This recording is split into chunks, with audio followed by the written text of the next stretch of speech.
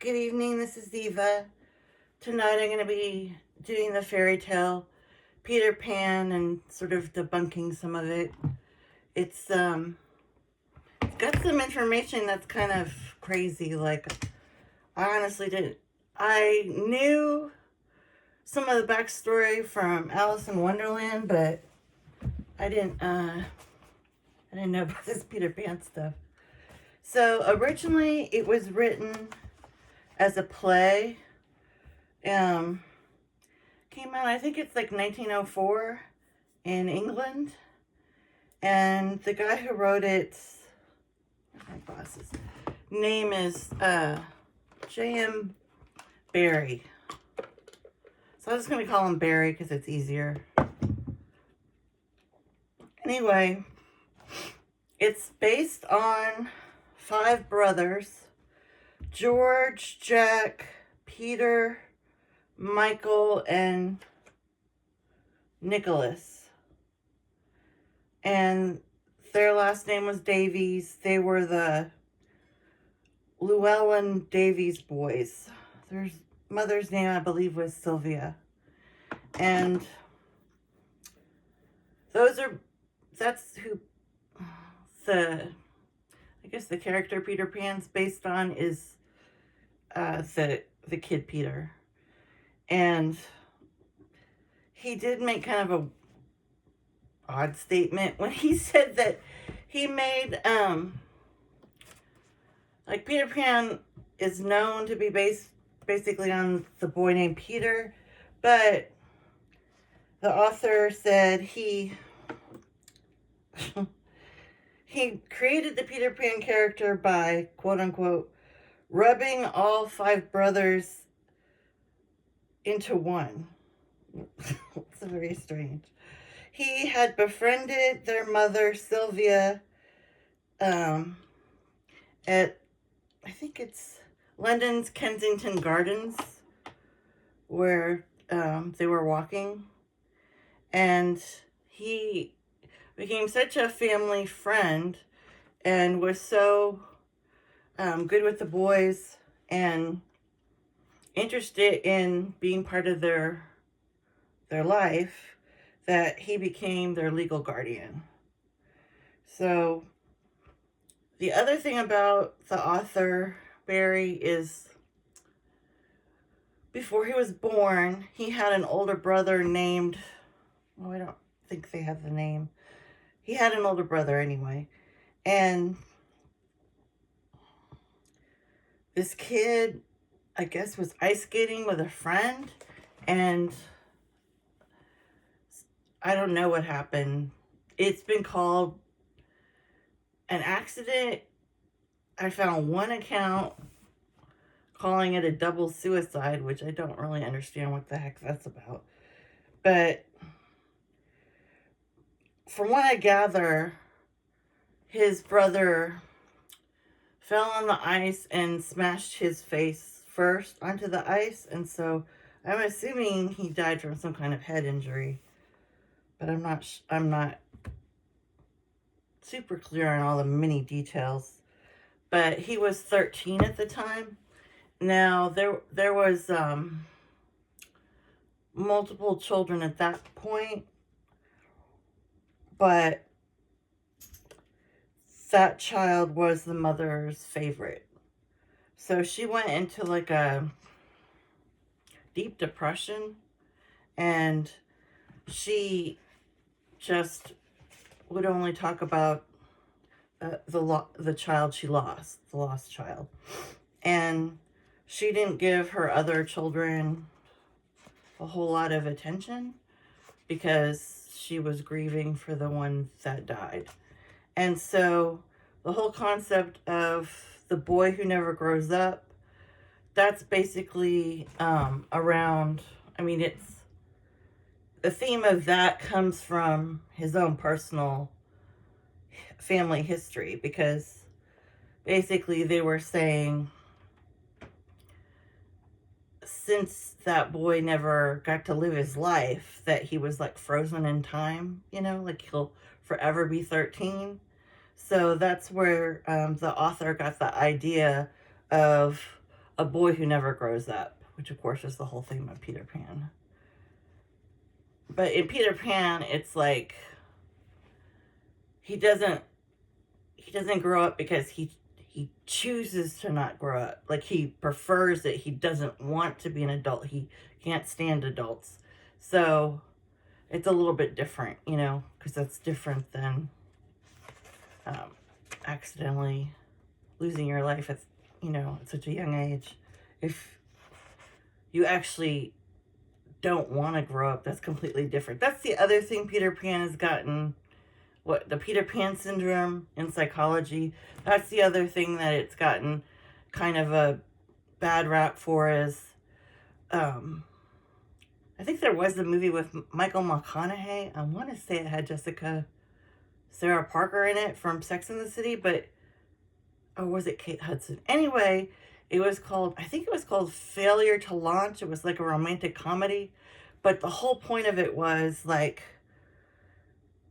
Matthew McConaughey had like, he was still living in his parents' house, and he just was like failure to launch. He wouldn't like grow up really. Like, he wanted to still kind of act like it.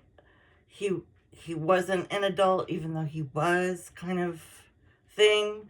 And the whole plot of the movie was like, could she get him to fall in love with her and then, you know, grow up and like have his own place and all that, that they would, you know, start their life together and get away from his parents and etc. So, and then there was a popular, I don't know how popular it was. It was like one of those quasi self-help / psychology books that kind of was popular. I think it was the 70s, but it could have been the 80s. But it was called, it was based on that. Like, its title is something like the Peter Pan Center. But there were some other books that came out around that time about, you know, they're just kind of like labeling self-help books where it's like, it's not like a DSM-5. It's not like a true medical diagnosis. It's just a pop psychology, like, you know, the guy who does it, you know, still hangs out with his mom all the time, or, you know, like lives at home, or, you know, like the whole thing, like somebody who financially could leave, but they choose to, you know, they don't want to take the next step, or they date till they're like 50 something and they don't get married, or, you know what I'm saying, or have kids. That kind of, it's like a stereotype, like a label. It's not like a real scientific, quantitative, psychological disorder whatsoever. Like, no. All right, so back to Peter Pan. Okay,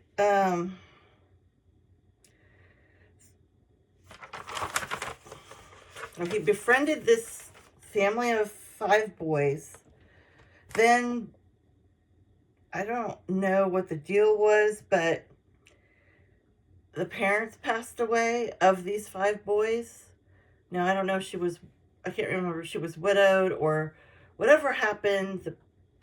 You know, the mom died, and maybe the father died too, I don't remember.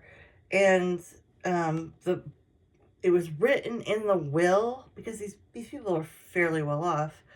I mean, Kensington Gardens is very lovely, and I think it's in a highbrow neighborhood, but the boys were supposed to go, I don't know if it was like to grandparents or a sister of the mother. They're supposed to go to another family and Barry, because he was the guardian legally. This is like would never happen now, but somehow he was allowed to have the documents first because he was their guardian. And he like doctored them or something, and he changed it so he got custody of the boys, not the other family member. So he kind of based the Lost Boys and Peter Pan on the other brothers. That's the other, thing. Um, there was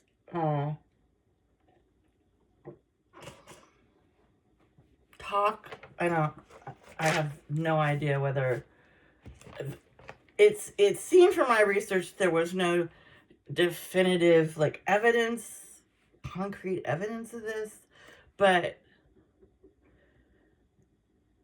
this author, he didn't have sexual relations with his wife, and he seemed overly interested in Peter, excessively. And there were some other cryptic, weird things he said about putting the boys to bed. I don't know if they were taken out of context. That's just that came up. But then, I hate to say stuff like that because, with the Epstein Files thing, didn't they just prove that, Michael Jackson didn't do anything with children after he was accused of it? He was, just helping them get out, relive their childhood they never got because they were stuck being trafficked. I don't know all the details of that, but what I'm trying to say is, I remember all that footage about Michael Jackson. It was happening, and just all the horrible things people were saying. So it's I don't like to suggest anything. All I'm saying is it was suggested, it was noted, some of his behavior was a little peculiar, but like I said, nothing was ever proven. So in terms of making the Peter Pan story, he had a book called, what was the book called? Little White Bird, which was a much darker story than Peter Pan. It had sirens, mermaids, fairies in it, and the character of Peter Pan, which was written in there as Peter Pan, was it sounds silly, but he was a baby with wings. He was a baby who, I guess, crawled away from his nanny, and he started, they were up by the trails that were part of the estate, and he started talking to, or communicating with, I guess babies aren't really talking, to fairies in the forest. And so it's this whole thing where he then becomes like one of them, and he's part of their kind of supernatural meetings. And sirens, of course, I've said this before, are considered to be kind of trap people. They're not good. They don't have good intentions. Their intentions are to lure people, men, and then kill them. So the point, and then in the story, he had kind of fairy ears instead of regular ears, and he was playing a flute, or a lute, I don't know. And there were, I guess, when they did book reviews on it or analyzed it, it came up that they were comparing the drawings that went with the book of Peter Pan with, they said he was like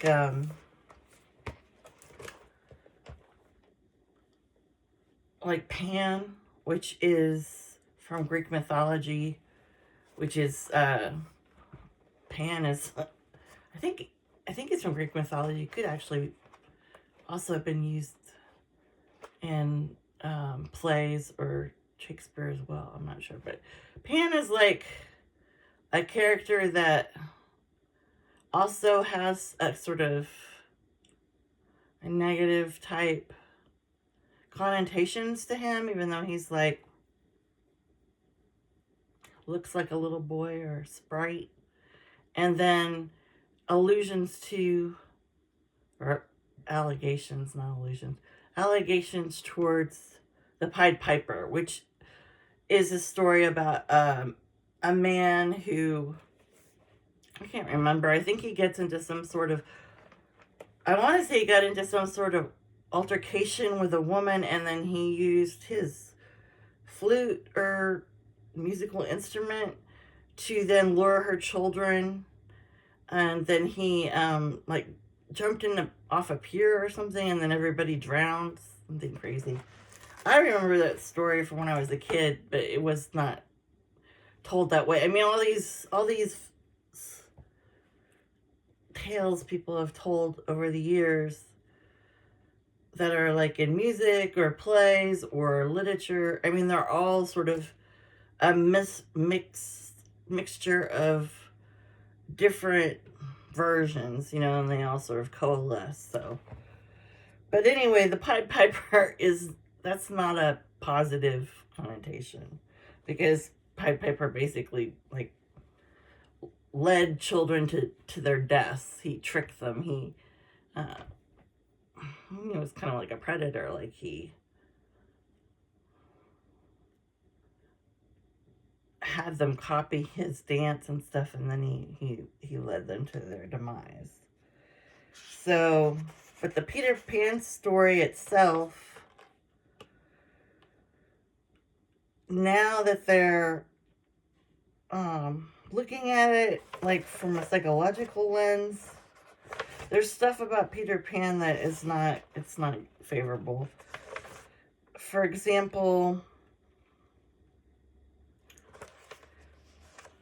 when at the very end of the story, when he's gonna fly, the kids say they miss their parents, because at first, I think when they're on the island, they don't remember their parents. Well, in Disney, they do, but in the actual Peter Pan book, they don't. They don't remember. It's like almost like they have amnesia or something, and then like Peter doesn't want them to remember because he wants them to stay there. But I think Wendy figures it out or something. But so Peter reluctantly agrees to fly them home, and as they're going towards the window, Peter flies faster and gets there first, and he actually puts bars on the windows of their room because he doesn't want them to be able to go in the window and be home again. He wants to keep them for himself. But I guess after he puts the bars in the windows, he looks in and he sees the parents sobbing and crying over the loss of their children. So then he feels guilty, which is crazy because other interpretations have him as like a narcissist, a possible psychopath, or somebody with multiple personality disorders. So it's like, I don't know where he suddenly got the empathy and compassion to care about what the parents thought, but okay. So that's one thing. The fact that Wendy really wants to, she's kind of tries to romantically get him several times, and he's just not interested in her. Again, I'm not talking about the Disney, I'm talking about the actual book. And with the dog, I can't remember the dog's name. I want to say Nana, but I don't think that's right. That big, I don't know what kind of dog that is. It was like a huge dog with a lot of fur that's like white and black and brown. Anyway, the kid's dog, it hated Peter. Like, it didn't like him at all, and always was very aggressive with Peter. And Peter, so aggressive that he rips Peter's shadow off him. And then if you remember, like, I think the mom, like, washes his shadow and she hangs it up to dry or something for Peter to come back and get it.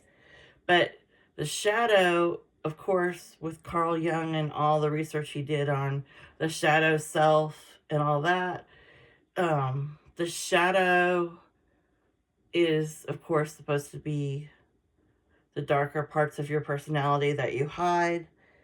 And then it's the way psychological looking at the story, people were saying,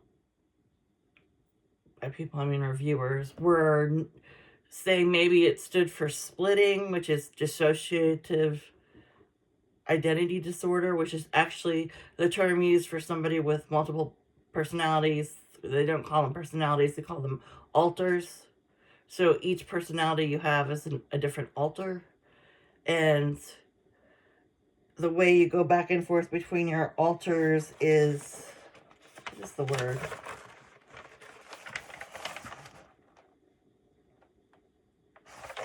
I'll find it. Anyway, there's something you do.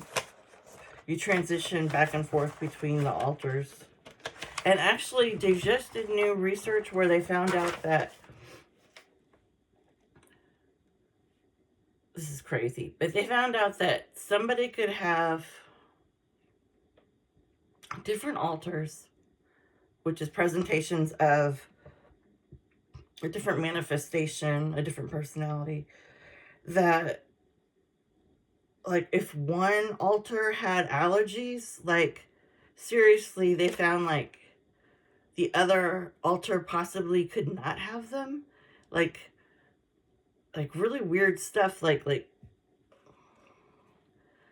scientific or biological identifiers or markers that, you know, that doesn't, I mean, if you're one human being, like, if you're allergic to, if you have a peanut allergy, you would, no matter if you were schizophrenic or, you know, like, whatever happened to you mentally, you would still have the peanut allergy, right? But this is trying to say, like, somebody could split so much that they might have an alter that was allergic to dairy, but then the other one wasn't.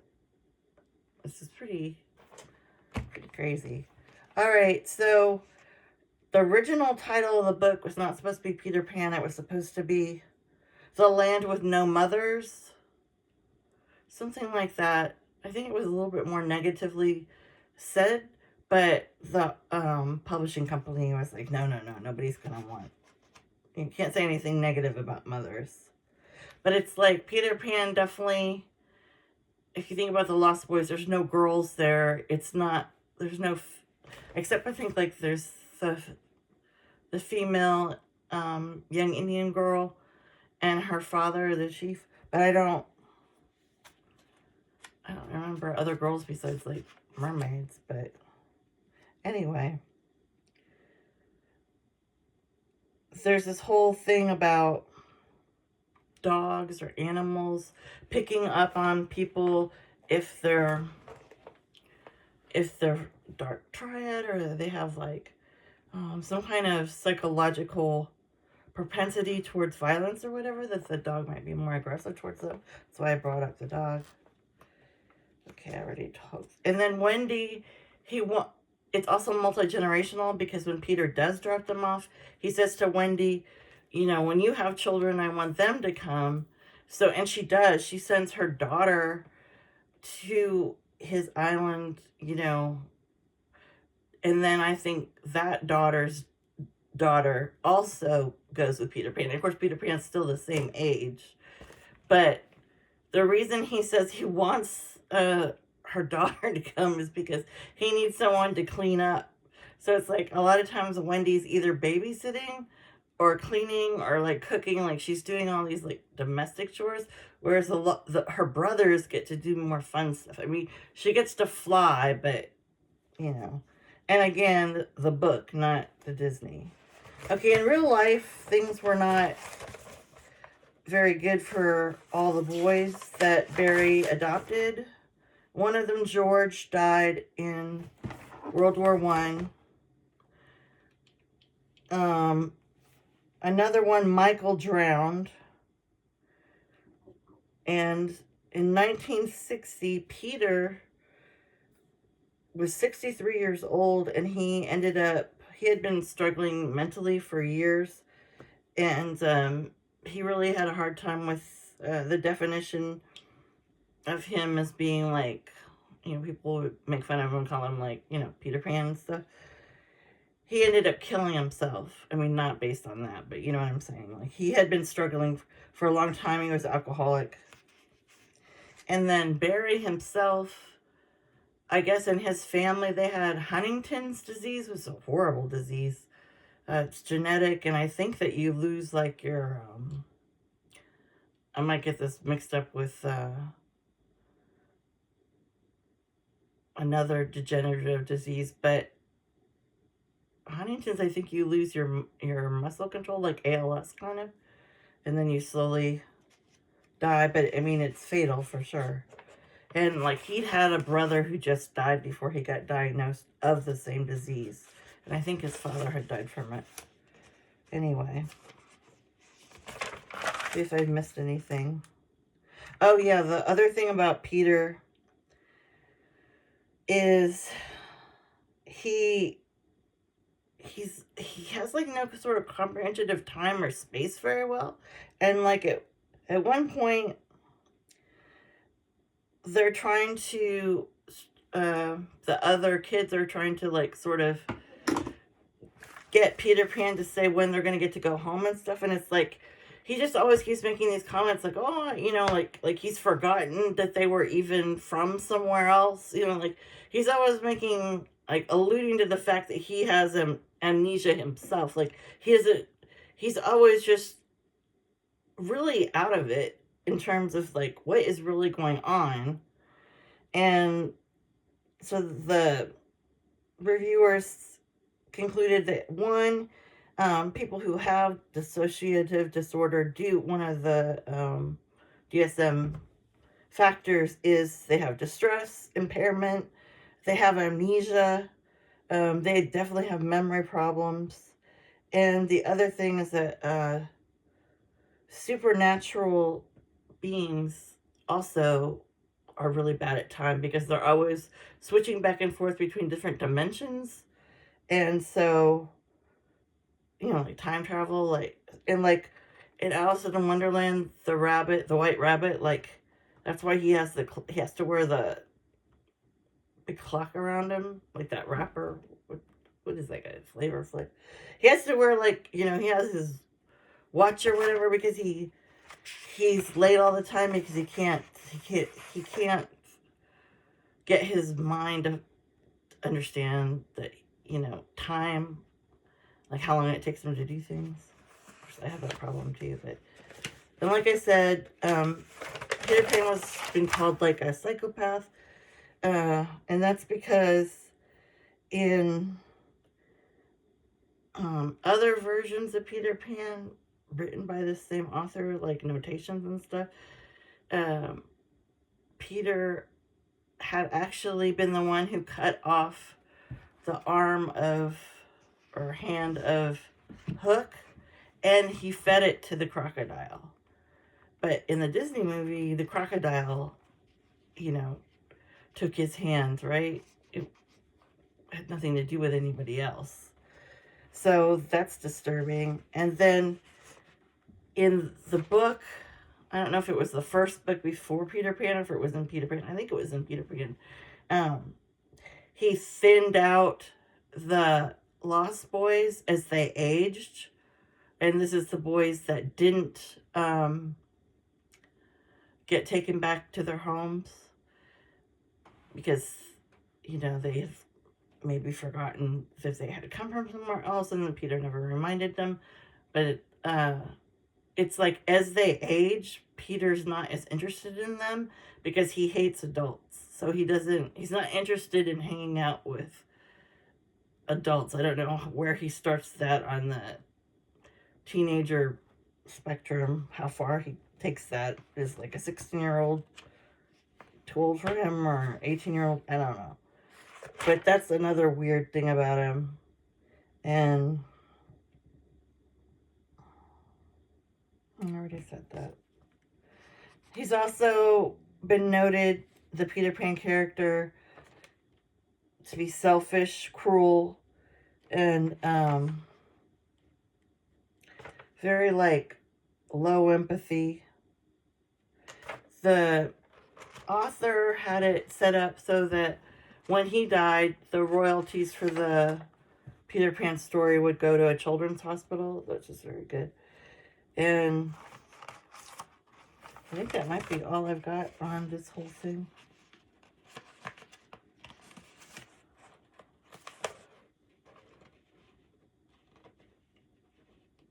Yep. Think there's anything else?